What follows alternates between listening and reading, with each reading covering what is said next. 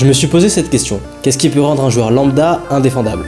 Quand je dis lambda, c'est un joueur pas forcément athlétique et assez moyen dans toutes les catégories. Et bah les amis, je crois que j'ai trouvé la réponse.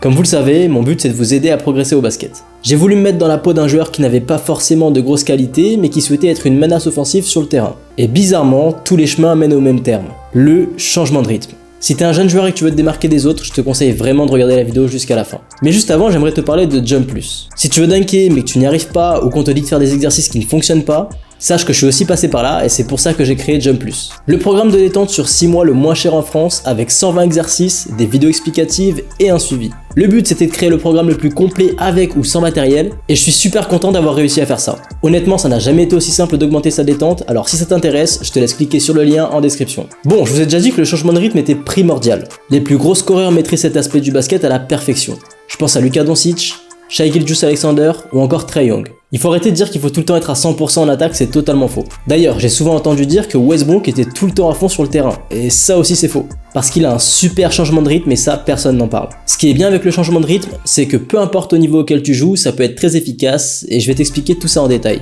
Bon alors, qu'est-ce que ça veut dire exactement? Le changement de rythme, c'est de passer d'une vitesse lente à rapide, ou rapide à lente. Ça te permettra la plupart du temps de créer une séparation entre toi et ton défenseur. Si ton changement de rythme est bien réalisé, le défenseur sera surpris et aura un temps de retard. D'ailleurs, pour changer de rythme, tu n'es pas obligé d'aller de 0 à 100%. Tu peux très bien aller à 30% de ta vitesse et passer à 80%, et c'est pour ça que tu n'es pas obligé d'être super athlétique parce que chacun va à sa vitesse max. Maintenant que ça c'est dit, je vais te dévoiler les 9 points importants pour changer de rythme et en fin de vidéo, il y aura un petit bonus. On a ce qu'on appelle le start and stop. C'est tout simplement accélérer et s'arrêter d'un coup. Par exemple, s'arrêter net sur un snatch, c'est dévastateur et c'est principalement dû à ce changement de rythme.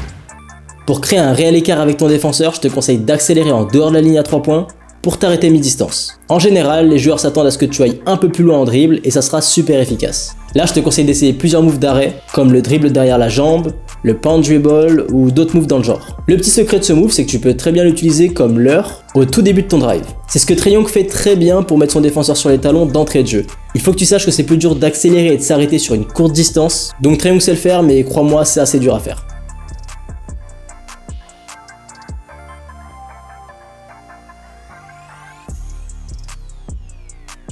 Les micro-stops sont une super façon de faire hésiter ton défenseur. Là, tu ne vas pas t'arrêter, mais simplement ralentir pour réaccélérer. Imaginons qu'un joueur de basket ait un temps de réaction de 1 seconde.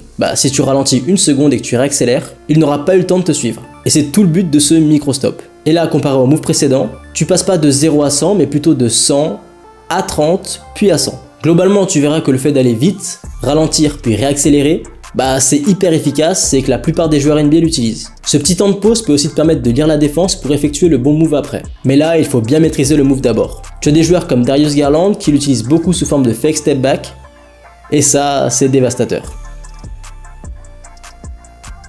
Ce que j'appelle le pause dribble, c'est le fait de marquer un temps de pause au milieu d'un move.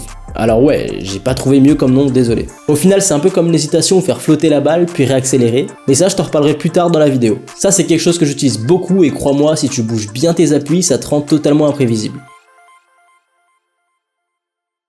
Là, je vais te parler de la façon la plus simple de changer de rythme et c'est celle que tu vois le plus souvent. Il faut tout simplement passer d'une position relaxée et assez droite pour accélérer d'un coup sur un drive. On voit pas mal de joueurs le faire et c'est plutôt efficace. En gros, il te suffit juste d'être lent, puis de réaccélérer d'un coup. Lorsque tu es dans la position lente, tu es assez haut sur tes appuis, et lorsque tu accélères, tu es hyper bas et près du sol. Après, si tu veux améliorer ça, tu peux le faire en positionnant ton corps et en regardant à l'opposé du panier comme tu peux le voir ici. Ça accentue ton move et tu peux aussi faire la variante de Schroeder qui est hyper stylée.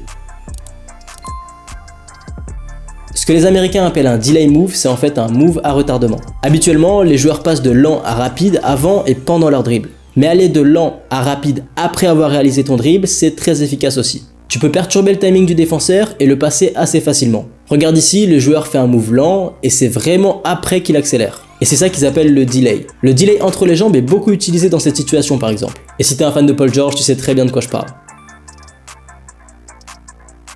Faire flotter la balle en dribblant, c'est sûrement le point le plus important si tu veux changer de rythme et honnêtement, si tu maîtrises pas ça, ça va être compliqué pour toi. Parce que faire flotter la balle dans ta main te permet d'attaquer à n'importe quel moment et du coup tu deviens totalement imprévisible. Par exemple, ce joueur fait un dribble et laisse la balle flotter après ce dribble. Pendant tout le temps où elle flotte, il peut attaquer et surprendre le défenseur qui s'attend à ce qu'il attaque soit au début, soit à la fin de son dribble.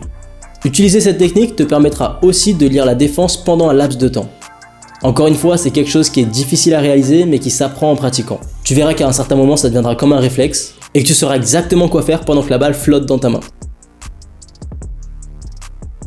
Changer de rythme lors d'un pick and roll, ça peut aussi être très intéressant.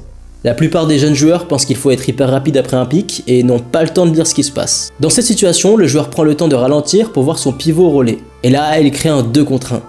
À partir de là, s'il fait les bons choix, c'est gagné pour lui. Tu peux aussi prendre le temps sur ton pick puis accélérer juste après. Joue avec ton changement de rythme là-dessus, je te garantis que ça va t'aider. Si je prends l'exemple d'une contre-attaque par exemple, tu n'es pas obligé d'aller à 100% de ta vitesse en contre-attaque. Alors pourquoi est-ce que tu le ferais sur jeu placé? Tu peux très bien ralentir et voir les options qui s'offrent à toi. Dans ce cas-là, la plupart du temps, les joueurs sont en plein repli défensif et tu peux facilement trouver des ouvertures ou aller au cercle en utilisant des changements de rythme. Tu peux aussi changer de rythme après avoir reçu la balle et ça on n'en parle jamais. Tu peux très bien recevoir la balle et faire une belle feinte de shoot bien décomposée avant d'attaquer rapidement. Ici tu peux voir que l'attaquant reçoit la balle et ralentit, le défenseur s'avance, ce qui lui permet de réaccélérer. Simple mais efficace.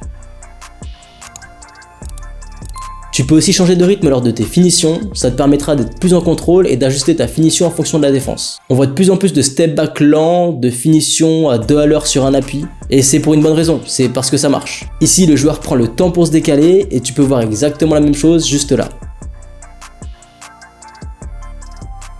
Comme je viens de te l'expliquer, tu as de nombreuses façons d'effectuer un changement de rythme. Il y en a des faciles, d'autres plus complexes, et ça sera à toi d'adapter ça à ton jeu. Comme d'habitude, il faut que tu sois créatif et que ça devienne naturel pour toi, mais ça vient en travaillant et si tu le souhaites, en analysant les joueurs NBA. Si j'ai un dernier conseil à te donner, c'est de regarder des vidéos de Kyrie Irving au ralenti parce qu'il maîtrise hyper bien le changement de rythme. Et comme j'aime bien t'aider, regarde, je l'ai fait pour toi.